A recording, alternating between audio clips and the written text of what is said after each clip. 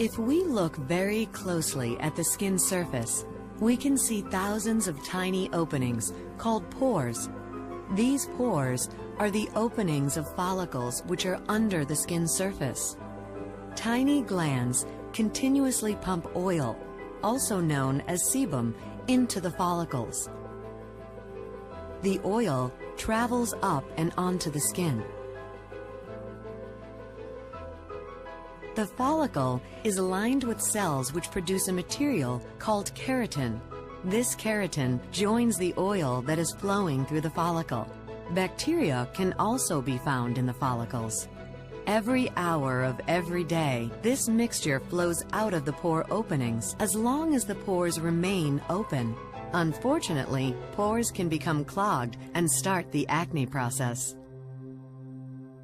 Creams or makeup may block them, but most importantly, the pores can become clogged by touching or rubbing with the hands.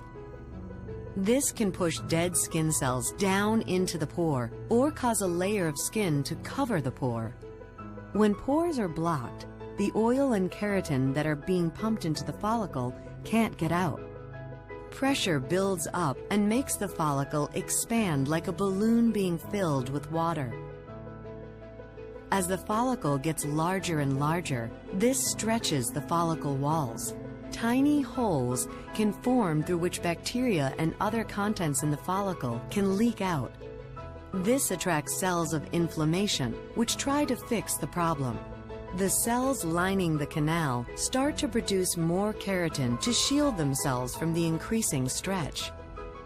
Unfortunately, this additional keratin adds even more material to the canal. As more and more oil and keratin build up, the follicle can actually burst, causing much more inflammation. This is the point where we see red bumps and pimples on the skin, what we call acne.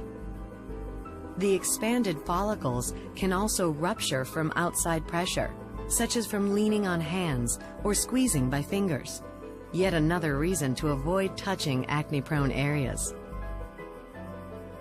So why does acne not typically start until around puberty? This is because before puberty, the oil glands make very little oil. So even if a pore becomes blocked, not much pressure develops. But starting in puberty, hormones stimulate the oil glands to produce much more oil, which makes a person more prone to acne because pressures in the follicle can build up quickly. Because of genetics, some people can produce 5 to 10 times more oil than others. Unfortunately, these people are more acne prone because there's so much material trying to get out of the small pore at the same time. The follicle can expand and rupture, even without an actual pore blockage.